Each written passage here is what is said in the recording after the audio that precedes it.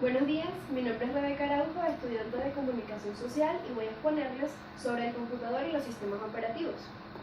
En primer lugar, tenemos que el computador es un dispositivo electrónico el cual recibe datos de entrada, los procesa y genera información. Dicho de otra manera, es un sistema digital que cuenta con tecnología microelectrónica, la cual es capaz de procesar datos, todo esto mediante un conjunto de instrucciones denominado programa. Por su parte, el microcomputador es un dispositivo de computación portátil o de sobremesa. En un principio se consideraba que los microcomputadores eran simplemente para ser utilizados por un solo usuario. Sin embargo, con el paso del tiempo, estos microcomputadores pueden ser utilizados por muchos usuarios, pueden realizar diversas tareas a la vez y tienen mucha capacidad en cuanto a bits. Tenemos que en cuanto a la historia del computador, en primer lugar, nos remontaremos a los años entre 4000 a 3000 a.C. Aquí se creó el ábaco en China, que era una máquina de contar, es decir, allí se hacían cuentas de manera manual. Posteriormente, para los siglos XV, XVI y XVII, surgen las máquinas de sumar, restar, multiplicar y dividir. Esto gracias a los esfuerzos de personas como Leonardo da Vinci, Pascal, Napier, Leibniz, entre otros. Ya para el siglo XIX, el señor Charles Babbage crea la máquina analítica, que este fue como el primer dispositivo de cómputo que realizó operaciones matemáticas, todo esto de manera programable. Él utilizaba lo que eran tarjetas perforadas como dispositivos de entrada, y este aparato imprimía los resultados de salida. Para este mismo siglo XIX, el señor George Boole crea lo que es la álgebra booleana, que es una representación matemática mediante operaciones lógicas de sí y no o de 0 y 1. Y ya para el siglo XX, la persona con el nombre de Alan Turing crea lo que es el concepto teórico de la computación mediante su máquina, la llamada máquina de Turing. En la historia de la computación se puede dividir en varias generaciones. Tenemos la primera generación que va de 1940 a 1952. Esta se caracterizó porque las computadoras se hacían en base a válvulas de vacío y también de relés electromagnéticos. Esto hacía que las computadoras fueran muy grandes, muy costosas, muy lentas y consumían mucha energía. En cuanto a su arquitectura, era von Neumann, es decir, tenía procesador, tenía memoria, tenía dispositivos de entrada y de salida y tenía bus. Su uso se utilizaba más que todo para codificar mensajes durante la guerra y también para aplicaciones científicas. Y en cuanto a su lenguaje de programación, era un lenguaje de máquina, es decir, un lenguaje basado en cadenas de ceros y de unos. La segunda generación va desde 1953 hasta 1964. Esta se caracterizó porque las computadoras se construían en base a transistores. Por esto ya las computadoras comenzaron a ser más viables, su utilización era mejor y asimismo ya empezaron a aparecer las primeras microcomputadoras. Estas consumían menos energía y en cuanto a su arquitectura eran también von Neumann. Su uso era científico, militar, administrativo.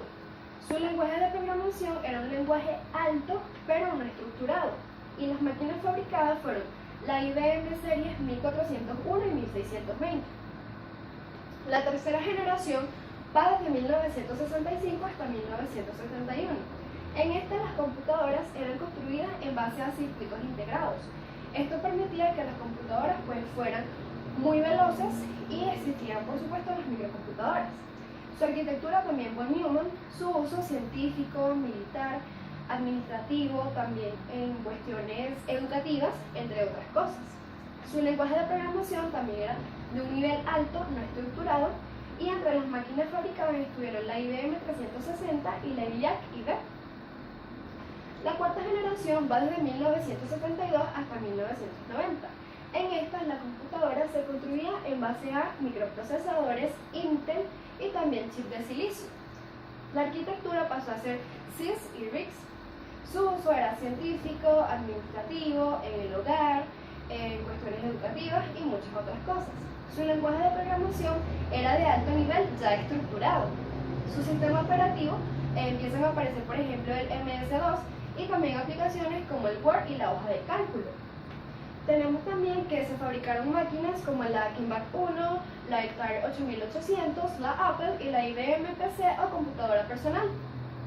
Y tenemos la quinta generación que va desde 1991 hasta nuestra actualidad.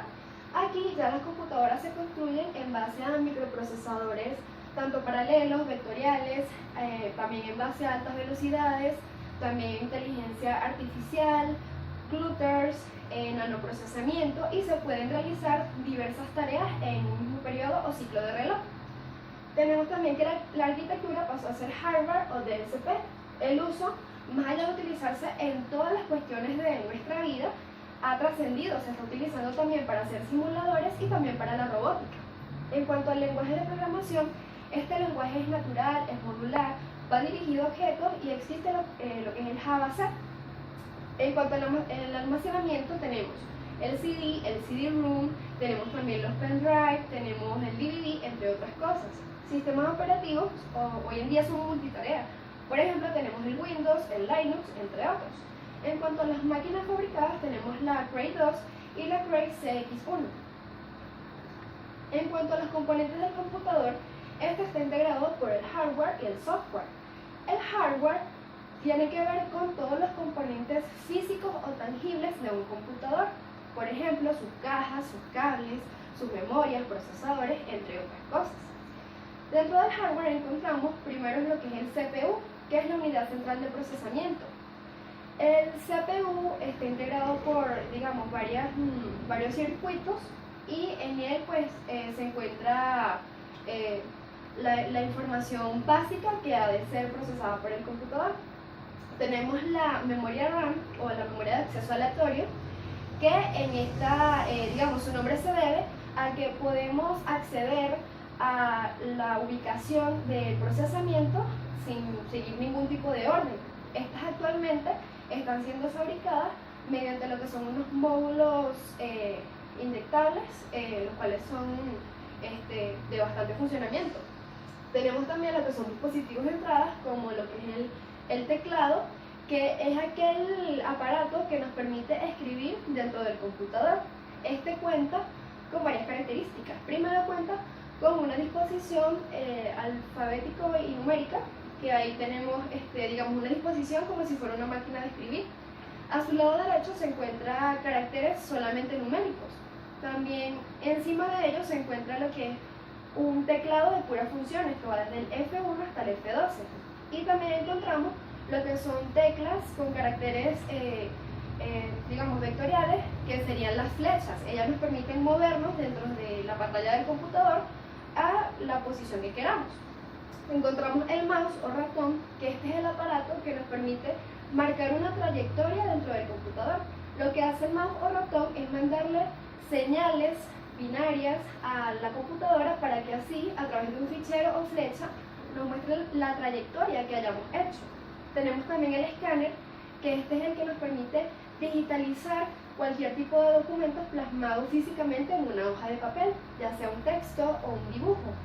Este lo que hace es que mediante una tecnología de barrido, pues copia esa información y la introduce dentro de la computadora en un lenguaje que el computador lo puede leer.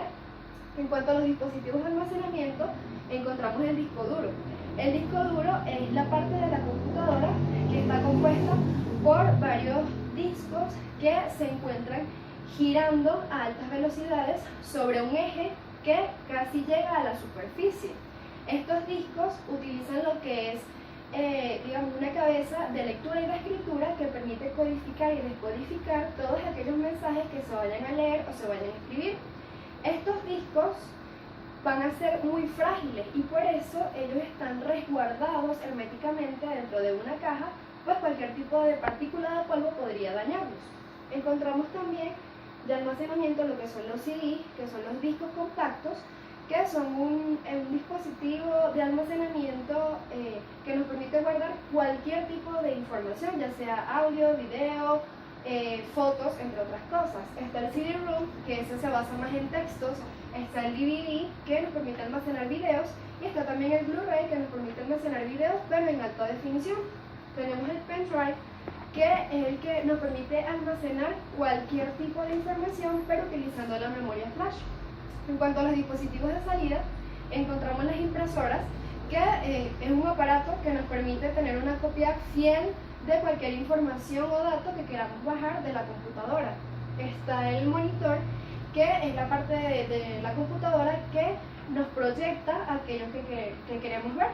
Y tenemos también las cornetas, que son dispositivos que nos permiten amplificar los sonidos.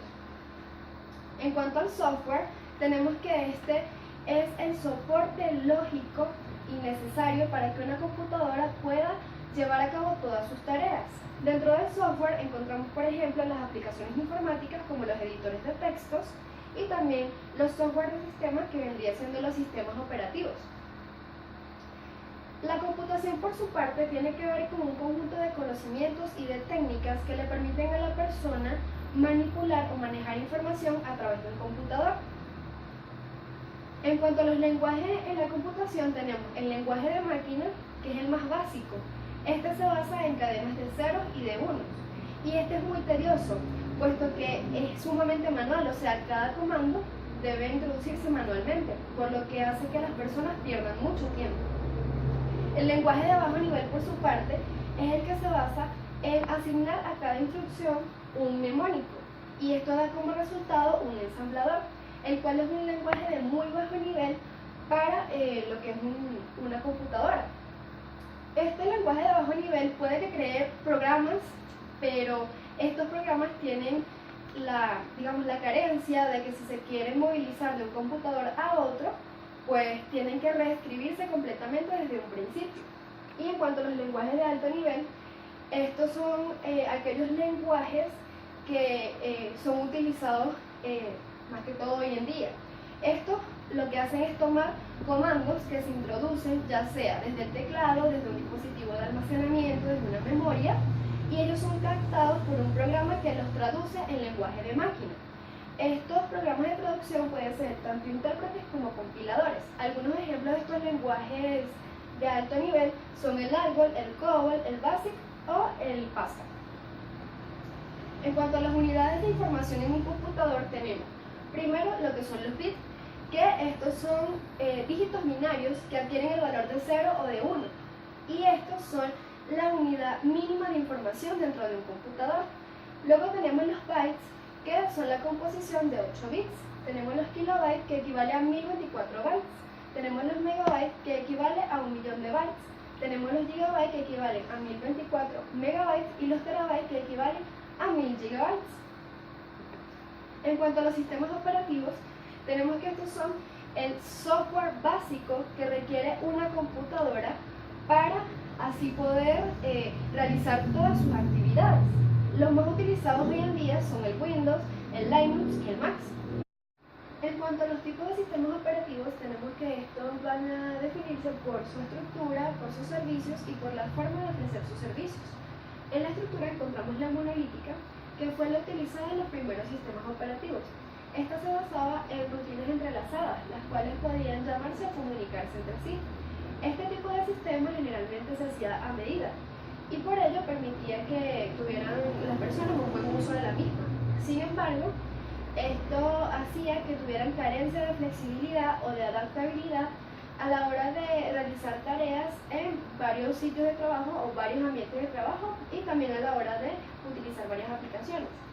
Está la estructura jerárquica, que esto surgió cuando se dio la necesidad de dar un orden al software, y es así como el sistema se comenzó a organizar en niveles, los cuales se podían comunicar entre sí.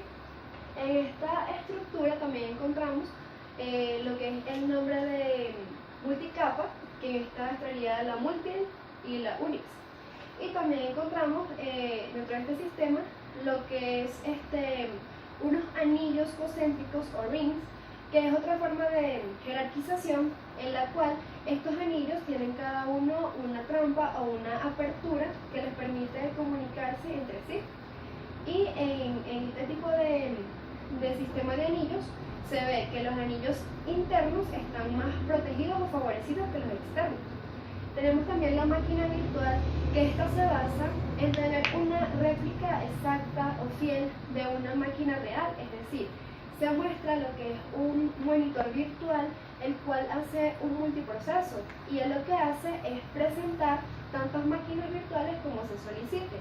La máquina virtual lo que busca es unir varios sistemas operativos. Tenemos también por sus servicios. Los servicios pueden ser monousuarios, que son los que permiten que actúe o que trabaje un usuario a la vez. Tenemos los multiusuarios, que son los que permiten que pueda dársele el servicio a varios usuarios a la vez y que estos puedan realizar varias actividades. Los monotareas son aquellos que permiten que se pueda hacer una tarea a la vez, y las multitareas son las que permiten que se puedan hacer diversas actividades al mismo tiempo. Tenemos las uniprocesos, que se basan en tener un solo procesador, es decir, que la computadora solo puede captar o manipular un solo procesador, por lo que si se le coloca varios procesadores sería inútil. Tenemos los multiprocesos, que en esta la computadora sí tiene la capacidad de manipular varios procesadores, y esto lo que permite es que se pueda distribuir las tareas. Y en cuanto a la forma de dar sus servicios, tenemos los de red, que son aquellos que se basan en unificar varios sistemas operativos presentes en varias computadoras. Esto lo que permite es que las personas puedan intercambiar informaciones o cualquier otro tipo de datos.